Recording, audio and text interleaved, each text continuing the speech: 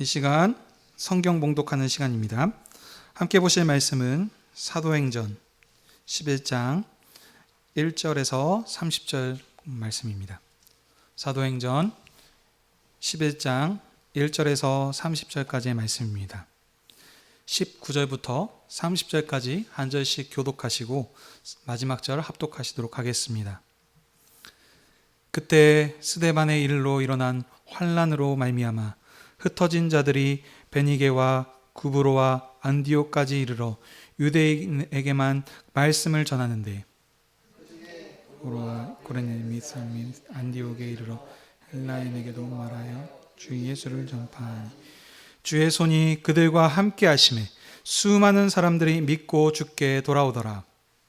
내가 이 사람의 소문을 듣고 안디옥까지 그가 이르러 하나님의 은혜를 보고 기뻐하여 모든 사람에게 굳건한 마음으로 주와 함께 머물러 있으라 권하니 바나바는 착한 사람이요 성령과 믿음이 충만한 사람이라.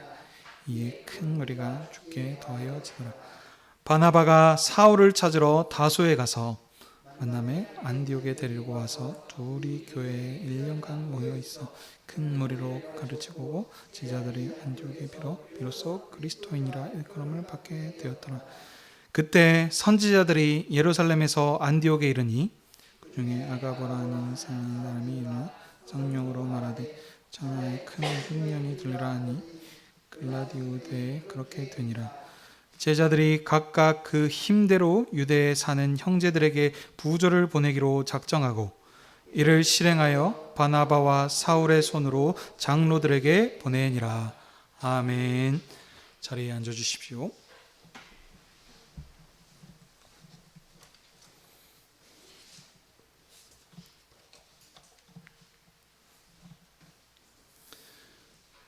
기도하겠습니다. 하나님 아버지, 오늘도 주의 백성들을 하나님 앞으로 부르셔서 진리의 말씀을 듣게 하시니 감사드립니다. 아버지의 영광과 주님의 교회를 위해서 말씀 전하는 자에게 진리의 말씀을 풍성히 허락해 주시옵소서. 선포되는 사도행전의 말씀을 통하여 주님께서 그리스도의 교회와 함께 하시고 지키신다는 것을 알고 우리가 그 믿음으로 새롭게 함으로 말미암아 주님 다시 오시기까지 교회의 사명을 감당해가는 저희들 되게 해 주시옵소서. 예수님의 이름으로 기도하옵나이다. 아멘.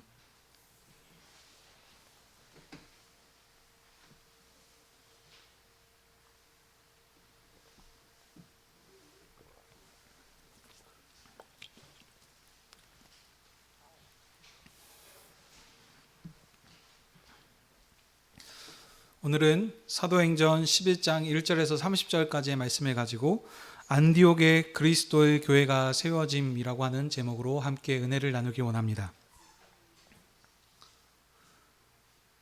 사도행전은 예수께서 승천하신 후에 그의 성령으로 사도들을 통해 복음을 전파하게 하셔서 복음이 땅끝까지 확장하게 되는 내용입니다. 사도들의 증언을 통해서 예수를 믿는 사람들의 무리가 많아졌지만 이에 반하여 복음 전파를 방해하며 핍박하는 자들도 있었습니다. 그러나 하나님께서는 그 박해를 통하여 오히려 복음이 예루살렘을 넘어 사마리아와 갈릴리 지역으로 확대하게 하셨습니다. 하지만 그 확대된 복음은 여전히 흩어진 디아스포라 유대인에게만 전해졌습니다. 그러는 중에 사도행전 10장에 하나님께서 환상 중에 베드로 사도와 이방인 고넬료에게 말씀하셔서 서로 만나게 하셨습니다.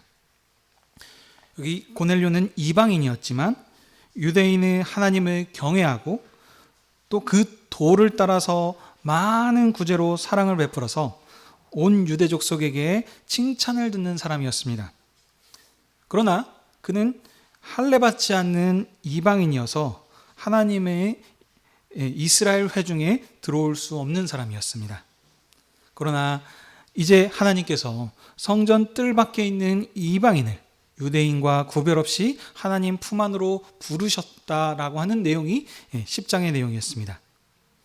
베드로는 율법에 따라 이방인과 교제하는 것을 심히 꺼렸지만 주의 사자가 율법에서 부정하다고 한 것을 먹으라라고 하는 그 환상과 또 고넬료 가정 가운데 하나님께서 친히 성령을 부어주심을 보고 베드로 사도는 고넬료 가정을 세례시키고 그 가정에서 며칠을 머물면서 함께 교제하는 내용이 10장의 말씀이었습니다. 이 내용과 연결되어서 오늘 본문은 베드로 사도께서 이방인 집에서 먹은 사건을 통해서 예루살렘 교회가 베드로 사도를 비난합니다. 베드로 사도가 그래서 그 비난한 예루살렘 교회에게 하나님께서 행하신 일들을 설명하는 내용이 오늘의 말씀입니다. 예루살렘 교회는 베드로 사도의 설명을 듣고 하나님께서 이방인에 받으신 것을 인정하였고 하나님께 영광을 돌렸습니다. 이방인을 받으신 하나님께서 유대인과 이방인이 하나가 된 그리스도의 교회를 안디옥에 설립하심으로 오늘 말씀이 마칩니다. 자, 이런 지금 흐름 가운데서 이제 오늘 본문 말씀을 자세히 보도록 하겠습니다. 유대에 있는 사도들과 형제들이 이방인들도 하나님의 말씀을 받았다는 말을 듣고 매우 놀랐다라고 합니다. 그리고 더욱 놀란 것은 베드로 사도께서 부정한 무할례자 집에 들어가서 거기서 유숙하며 함께 먹고 마시며 교제했다는 것입니다. 그래서 이 일로 예루살렘 교회와 할례자들은 베드로 사도를 크게 비난하였다라고 합니다. 왜냐하면 율법에서는 이방인들을 부정한 자로 여겨서 이방인들과 함께 식사를 하거나 그들과 어울려서 유숙하는 것을 금합니다. 왜냐하면 구약 시대는 분명히 구별된 것이 있었습니다. 속되고 부정한 것, 그리고 거룩하고 의로운 것. 그래서 속된 것에 닿게 되면 그것도 같이 부정해집니다. 그렇기 때문에 이 이방인들을 부정한 자로 여겼기 때문에 그들과 어울리지 않는 것이, 그들과 어울리는 것을 금한 것이 바로 율법의 법이었습니다. 이런 부분들을 우리가 성경에서 한번 찾아볼 수 있는데요. 바로 사마리아인을 대하는 유대인의 태도를 우리가 볼 수 있습니다. 사마리아인들과 유대인들은 원래 같은 조상이었습니다. 그런데 이 사마리아인들은 이방인들과의 혼혈을 같이 이렇게 결혼을 하게 되면서 그 하나님을 떠난 사람으로 이렇게 취급하여서 이방인과 같이 취급하고 유대인들은 사마리아인들과 어울리지 않았습니다. 이런 것과 같이 여기는 근데 오늘 이 본문에서는 베드로 사도께서 무할례자인 이방인과 함께 유하며 먹고 마셨다고 교제하였다고 하니까 그 할례자들이 베드로를 비난하고 있습니다. 그래서 베드로 사도께서는 예루살렘 교회와 그의 형제들에게 어떻게 된 일인지 그동안의 자초지정을 설명하고 있습니다. 하나님께서 자기에게 나타나셔서 어떻게 하셨고 하나님께서 무엇을 말씀하셨고 또 하나님께서 그를 어디로 인도하셨고 누구를 만나게 하셨고 어떤 일들이 그 가운데서 벌어졌는지 자세하게 설명을 합니다. 사도행전은 지금 계속 연결되는 내용이죠. 하나님께서 어떻게 복음이 전파되게 하셨는지. 그래서 앞에 10장에서의 내용에 이미 자세하게 그 내용들이 어떻게 진행됐는지 설명을 했었습니다. 그럼에도 불구하고 오늘 11장에서 다시 반복하면서 설명하고 있는 이유는 여기서 성경에서의 반복은 강조이고 강조했다는 것은 중요하기 때문에 이 부분을 2번 반복하고 있는 것입니다. 그래서 저희도 5절에서의 16절 베드로 사도께서 어떻게 그 설명을 하시는지 간략하게 한번 살펴보도록 하겠습니다. 베드로 사도께서는 욥바에서 기도하고 계셨을 때 황홀한 중에 하늘이 열리며 환상이 보였습니다. 큰 보자기 같은 그릇이 하늘에서 내려왔는데 그 보자기 안에는 들어있던 것들이 모두 부정한 것들이라 유대인들이 먹을 수 없는 음식이 담겨 있었습니다. 그런데 하늘에서 소리가 있어 말하기를 베드로야 일어나 그것을 잡아 먹으라 라고 하니까 베드로가 주님 절대로 그것을 그럴 수 없습니다. 속되거나 깨끗하지 아니한 것은 이제까지 내가 먹은 적이 없습니다 라고 하면서 베드로가 대답을 했습니다. 베드로는 유대인이기 때문에 율법에 금한 것, 부정하다고 한 것을 당연히 먹을 리 없는 사람이었습니다. 자, 그런데 또 하늘에서 두 번째 소리가 나기를 하나님이 깨끗하게 하신 것을 왜 내가 속되다고 하냐, 그러지 말라라고 하면서 이걸 먹으라고 하십니다. 이 일이 한 번 더 반복이 되어서 3번 있고 난 뒤에 모든 것이 다시 하늘로 올라갔습니다. 이 일이 또 마치자마자 그때 마침 딱 가이사랴에서 모르는 사람 3명이 베드로가 거하는 집에 도착했습니다. 그때 이번엔 성령께서 명령하십니다. 아무 의심하지 말고 그들과 함께 떠나라 하시기로 6 형제도 나와 함께 가서 고넬료 집에 들어갔다라고 합니다. 그랬더니 고넬료가 그들을 환영하면서 말하기를 이번엔 천사입니다. 천사가 내 집에 말하되 베드로라 하는 시몬을 청하면 그가 너와 내 온 집이 구원받을 말씀을 내게 이르리라 라고 말했다라고 하면서 그를 초청하게 된 계기를 설명하게 됩니다. 이 말을 듣고 베드로가 이제 말씀을 강론하기 시작합니다. 그랬더니 성령님께서 처음 그 이스라엘에 있는 제자들이 사도행전 1장 2장에서 임하셨던 그 성령이 그들에게도 임한 모습을 베드로가 보았습니다. 그래서 베드로는 주의 말씀에 요한은 물로 세례를 베풀었으나 너희는 성령으로 세례를 받으라 하는 말씀이 생각나서 그들에게 세례를 베풀었습니다. 이 말씀을 하고 난 뒤에 마지막으로 베드로 사도께서 예루살렘 교회에게 말씀하셨습니다. 17절인데 17절 함께 읽도록 하겠습니다. 시작. 그런즉 하나님이 우리가 주 예수 그리스도를 믿을 때 주신 것과 같은 선물을 그들에게도 주셨으니 내가 누구이기에 하나님을 능히 막겠느냐 하더라. 아멘. 지금까지 베드로 사도께서 하셨던 말씀을 정리해서 핵심을 얘기하면 처음에는 환상 중에, 그리고 또 성령을 통해서, 그리고 천사를 통해서, 이 모든 지금 이 말씀들은 하나님께서 직접 친히 일을 행하신 것입니다. 하나님께서 나를 부정한 고넬료 집으로 인도하셔서 나로 화평의 복음을 전하게 하셨고, 우리가 처음 예수 그리스도를 믿었을 때 주셨던 것과 같은 성령의 선물을 이방인에게도 주셔서 이제 그들도 하나님 나라의 백성 삼으셨다라는 것이 이 베드로 사도께서 말씀하신 내용의 핵심입니다. 자, 베드로 사도의 이 말을 듣고 베드로를 비난했던 예루살렘 교회와 할례자들이 다 잠잠하였습니다.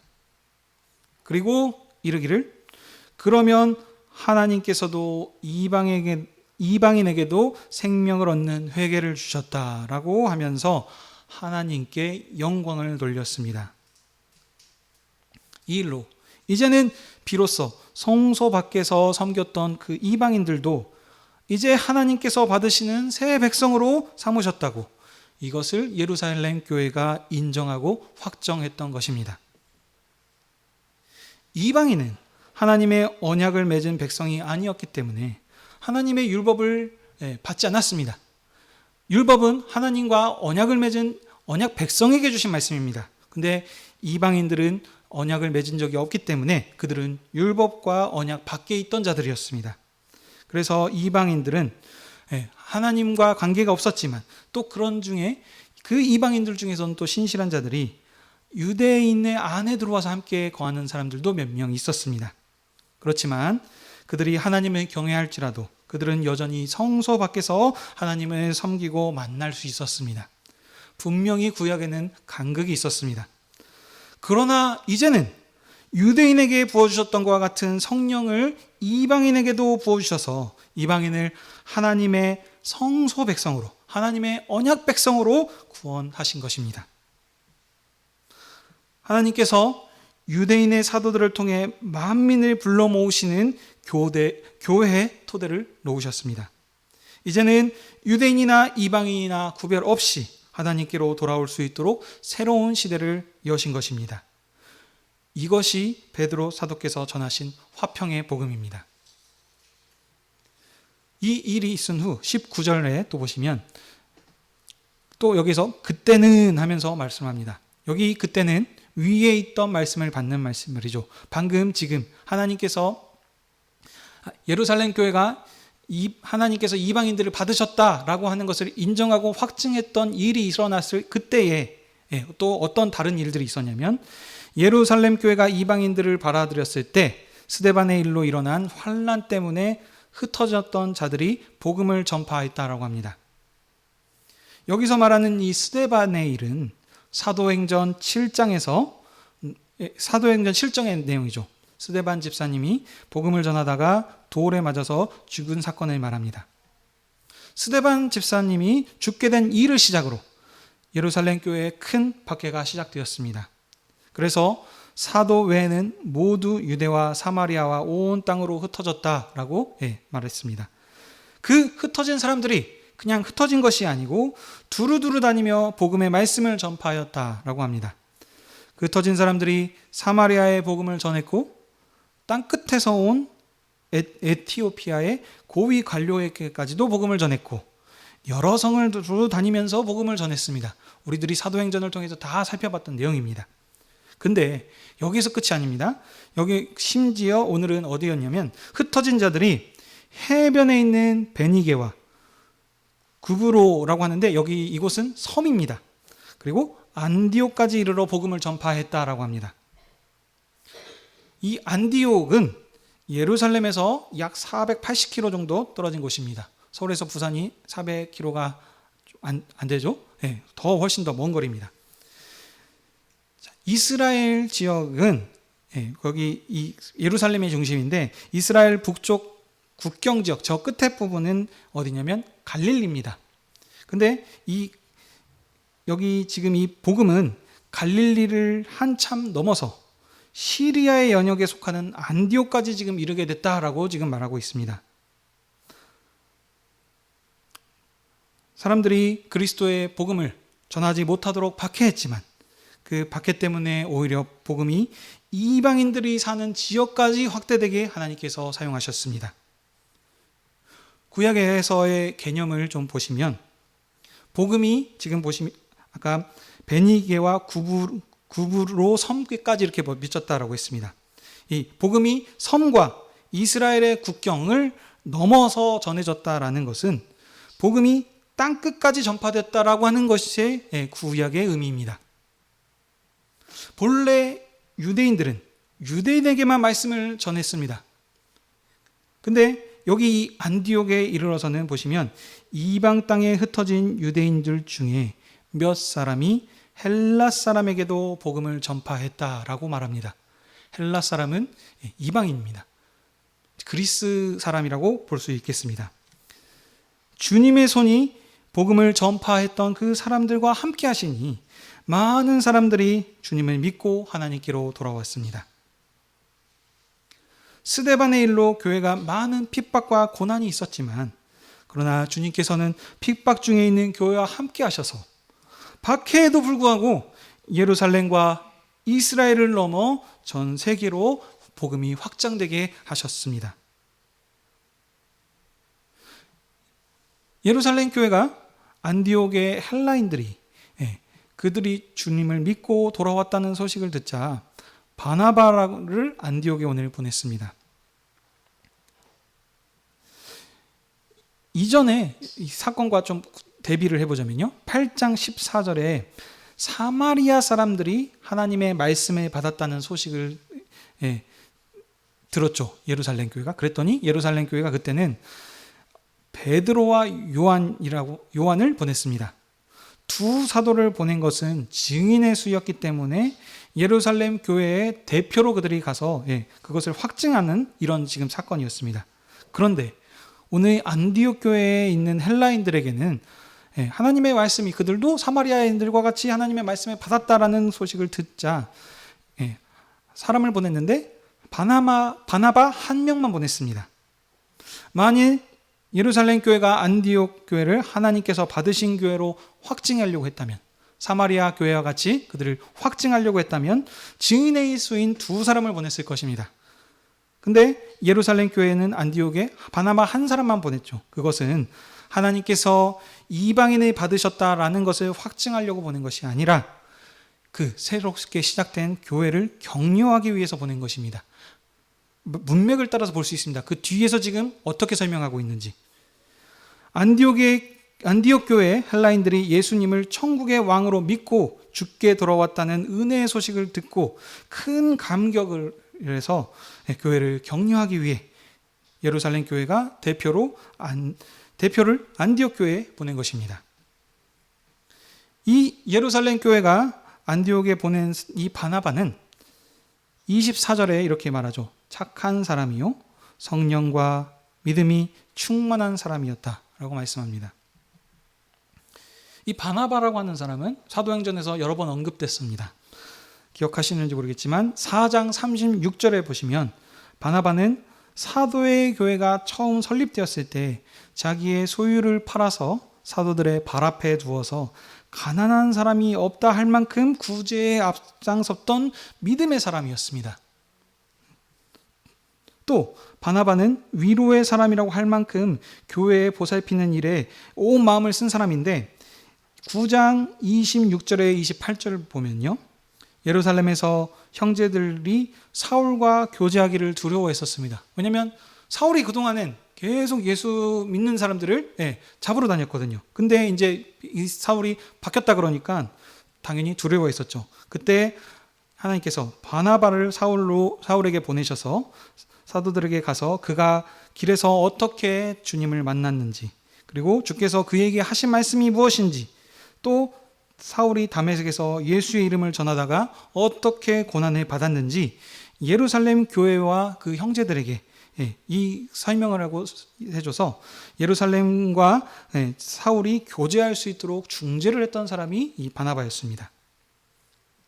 자, 그러므로 이 바나바라고 하는 사람의 지금 행동들을 보자면 사람을 이해하고 권고하고 위로하는 데 좋은 은사를 가진 사람이라는 것을 우리가 알 수 있습니다. 이런 면에서 바나바가 이방인과 유대인을 하나 되게 하는 일에 가장 적합한 사람이라고 판단을 했기 때문에 아마도 이 바나바를 안디옥에 파송했던 것입니다. 바나바가 안디옥에 이르러 하나님의 큰 은혜를 보고 크게 기뻐했다 합니다. 왜냐하면 이방인들도 예수님을 주로 믿고 주님께 돌아왔기 때문입니다. 더구나 흩어진 유대인들이 유대인에게만 복음을 전한 것이 아니라 이방인에게도 복음을 전하게 하셔서 이방인도 주님을 믿었다는 소식을 듣고 크게 기뻐한 것입니다. 이 기뻐한 바나바가 이제 안디옥 교회에게 권면을 합니다. 굳건한 마음으로 주와 함께 머물러 있으라 라고 이렇게 권면을 합니다. 조금 더 살을 붙여서 좀 더 설명을 드리자면, 혹 유대인들이 와서 말하기를 어찌하여 이방인들을 받아들이고 그들과 함께 교제하느냐라고 이렇게 반문하면서 이렇게 말할지라도 이제 하나님께서 이방인들을 받으셨으니 어떤 권위도 두려워하지 말고 확실히 주님 안에 머물러 있으라라고 권면을 하신 것입니다.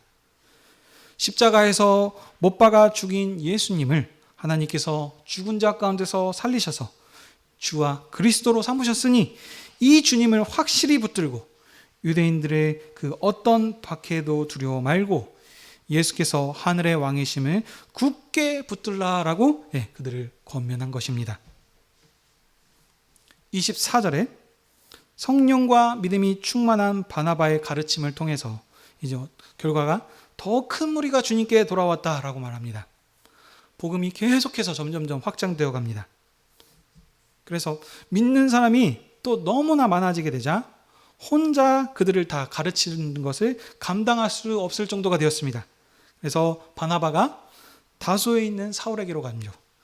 그래서 이 사울을 안디옥으로 데려와서 사울과 함께 안디옥에서 1년간 그들을 가르칩니다. 바나바는 보시게 되면 사도는 아니었습니다. 그러나 사도 바울과 함께 안디옥 교회를 가르쳤던 사도의 반열과 같은 일들을 했던 사람입니다. 이 이방인 교회를 격려하는 유대인의 대표인 바나바가 하나님께서 그 전에 사울을 말씀하셨거든요. 이방인을 위해 택한 쳤다라고 했는데, 이 이방인의 사도로 택하신 사울을 데리고 와서 함께 안디옥에서 목회했습니다. 유대인의 대표인 바나바와 이방인의 대표인 사도 바울과 함께 목회를 했던 것입니다. 그래서 제자들이 이 두 분이 함께 1년 동안 목회한 결과가 어떻게 되었냐? 제자들이 안디옥에서 비로소 그리스도인이라 일컬음을 받게 되었습니다.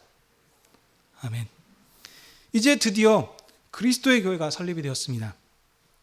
이게 무슨 뜻인가? 그 전에 지금 계속 교회 얘기를 했는데, 여기에서 그리스도의 교회라고 하는 것은 무엇이냐면, 예루살렘에도 그리스도의 교회가 있었습니다. 그러나 예루살렘 교회는 순수 유대인의 교회였고, 유대 공동체 안에 있는 이방인들이 함께하는 교회가 아니었습니다. 그럼 어떻게 보면은 지금 하나님께서 시작하신 새로운 새 시대의 교회에 지금 좀 부족한 부분이 있는 것이죠. 유대인이 이방인을 전도해서 유대인과 이방인이 함께 이루어진 교회는 안디옥 교회가 교회 역사의 첫 교회입니다.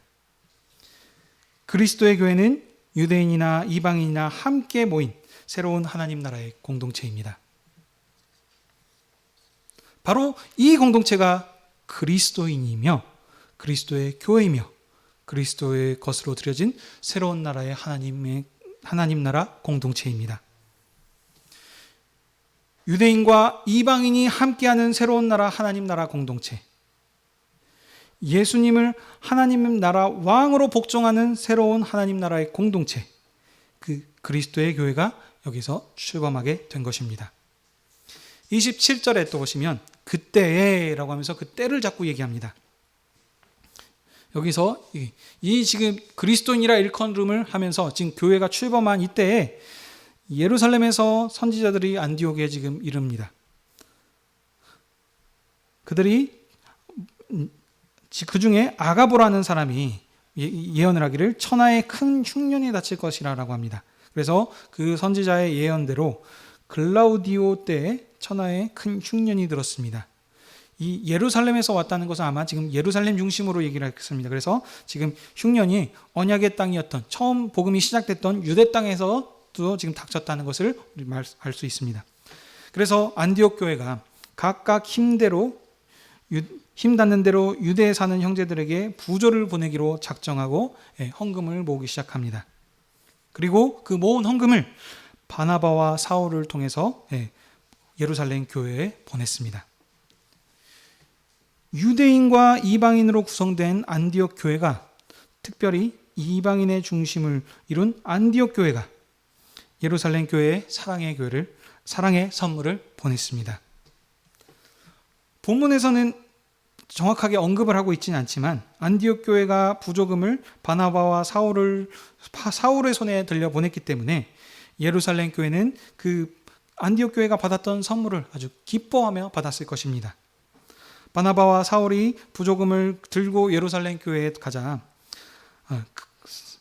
예루살렘 교회가 크게 위로를 받을 것이었습니다.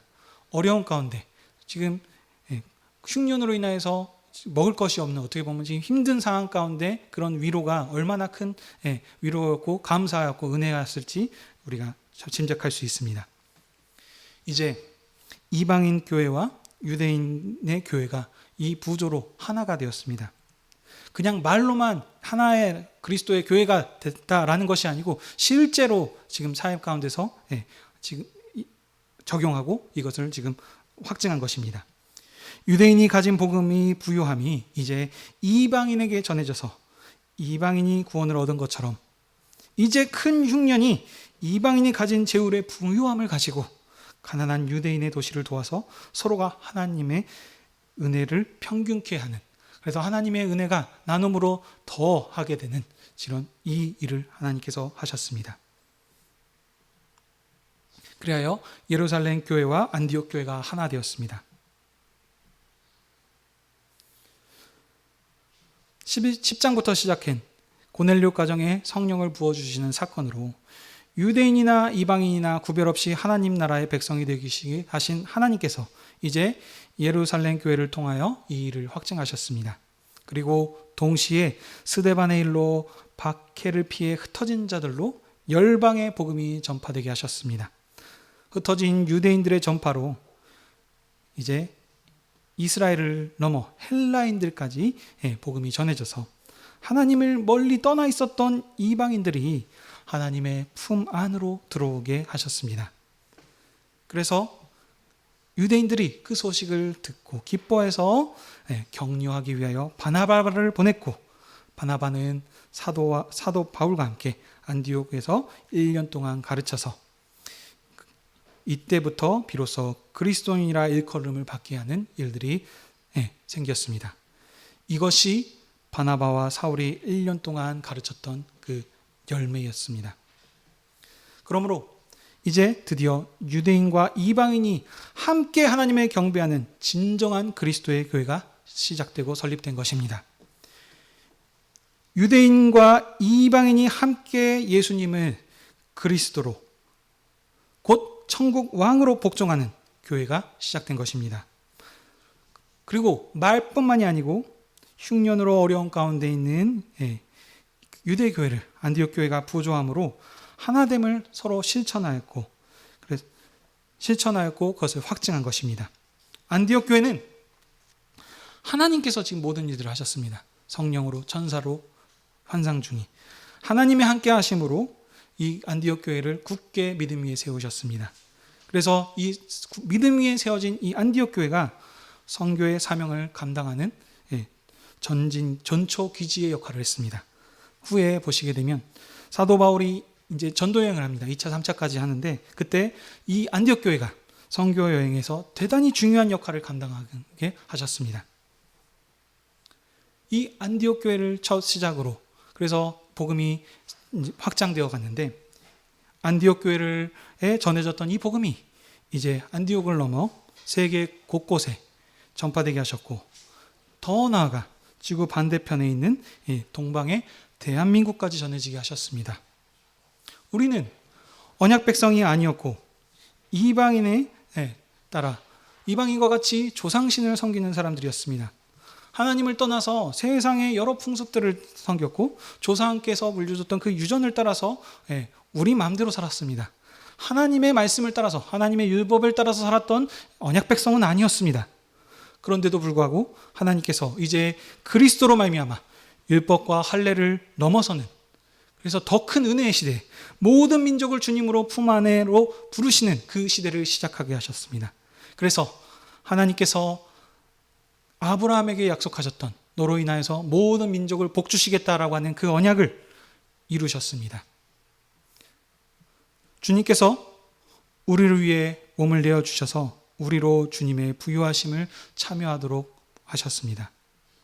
주님께서 몸을 내어주셔서 우리를 주님 나라 백성으로 부르셨고, 하나님을 아버지라, 아빠라 부르는 하나님의 자녀로 삼으셨고, 더 나아가 이제 그리스도와 함께 천국을 경영하는 그리스도인으로 삼아 주셨습니다. 그리스도라고 하는 것은 왕을 뜻합니다. 종말에 그냥 왕이, 일반 왕이 아니고 종말의 이스라엘을, 이제 언약 관점에서는 이스라엘을 넘어 온 세상을 구원할 왕을 뜻합니다. 그러면 지금 여기서 그리스도인이라 했습니다. 그리스도인은 그리스도 플러스 사람을 말하죠. 그리스도인은 예수님을 주님으로 왕으로 모시고 따르는 사람들을 뜻합니다. 예수님을 따르는 제자들, 예수님의 교훈을 따르는 사람들이 바로 그리스도인입니다. 하나님께서 먼저 우리를 그리스도인으로 삼으신 것은 우리의 증거를 통해서 만민을 주님의 상으로 부르셔서 저들도, 우리뿐만이 아니고 저 모든 사람들도 그리스도인으로 삼기 위해서 우리를 먼저 부르신 것입니다. 우리에게 주신 복음의 부유함이, 그 부유함에 만민이 참여해서 우리와 하나를 이루도록 하시기 위해서입니다. 천하 만민이 그리스도 안에서 하나된 교회를 이루는 이 은혜의 일을 우리에게 감당케 하셨습니다. 그러므로 우리가 하나님의 영광이 되는 것이고 하나님의 기쁨이 되는 것입니다. 사랑하는 형제 자매 여러분, 우리를 하나님의 품으로 부르신 주님께서 오늘도 주님의 상으로 우리를 부르셔서 주님의 말씀을 듣게 하셨습니다. 이것은 너희를 위하여 흘리는 내 피니, 이것을 너희를 위하여 찢기는 내 살이니 먹으라. 주님의 상에서 자신의 몸을 내어주셔서 우리를 그리스도의 것으로 삼아주셨습니다. 주님과 한 영, 한 몸으로 이루어지게 하셔서 하나님과 하나 되게 주셨습니다. 우리가 이 주님의 사랑을 기억하십시다. 우리가 이 사랑으로 천하 만민에게 복음을 전파해서 저들도 그리스도께 드려진 백성이다. 그래서 저들이 그 그리스도 안에서 하나된 하나님의 백성으로 들어와서 함께 하나가 될 때까지 힘써 이 복음을 전하십시다. 주님께서 몸을 내어주셔서 우리를 사랑하신 사랑으로 주님께서 주신 풍성한 선물을 감사함으로 주님의 상으로 가지고 와서 주님의 상에서 우리 믿음의 형제 자매로 삼아주셨던 형제 자매와 함께 먹고 마십시다. 우리가 주님의 상에서 주님의 부요함을 먹는 것은 믿음의 형제들도 주님의 상에서 주님의 부요함을 누릴 수 있도록 모든 생명의 선물을 가지고 나와서 형제와 함께 나눕시다. 이것이 주님의 피와 살에 함께 참여하는 생명 공동체로서 하나님의 그 영원한 약속을 누리는 사랑의 선물이며 증표입니다.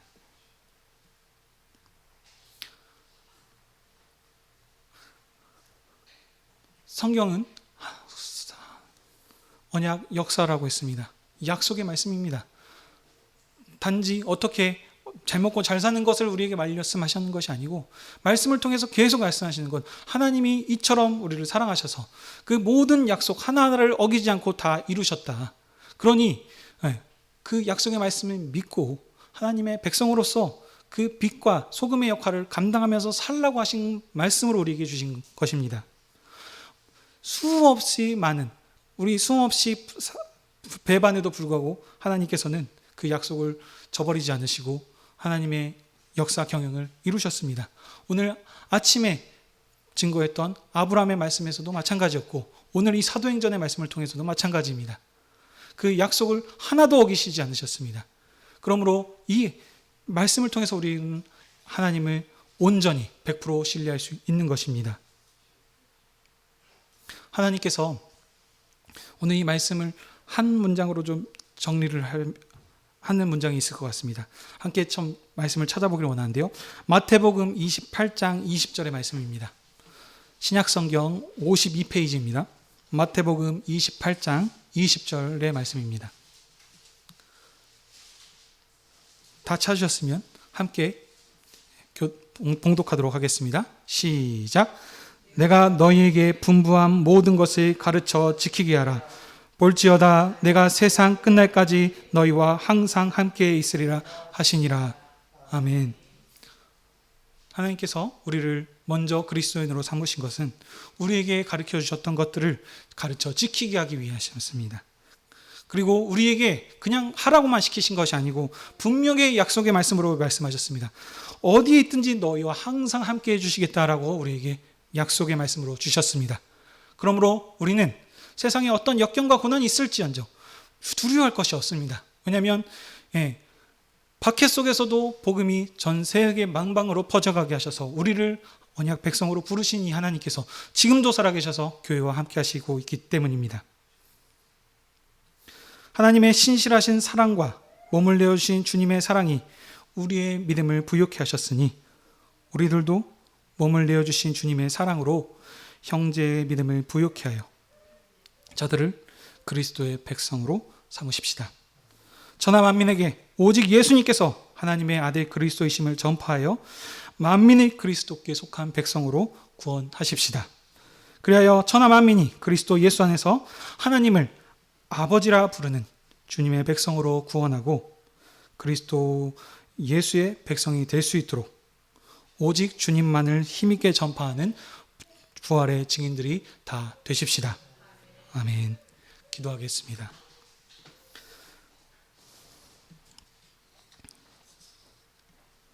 하나님 아버지, 오늘도 저희들을 교회로 모이게 하셔서 말씀을 통해 하나님의 사랑하심과 언약의 신실하신 뜻을 알게 하시니 감사드립니다. 저희들은 언약 백성이 아니었고 주님의 품을 떠나 방황하고 하나님과 원수된 자들이었지만 그리스도 예수를 통하여 온 세상을 천하 만민을 이 땅으로 부르시는 이 언약으로 우리를 불러주셨으니 감사드립니다. 우리가 이 사랑을 받았사오니 오늘 말씀하셨던 것과 같이 그리스도인으로서 세상 가운데 부끄러움 없이 주님의 이름을 증거하며 살아가는 부활의 증인들이 다 되게 해 주시옵소서.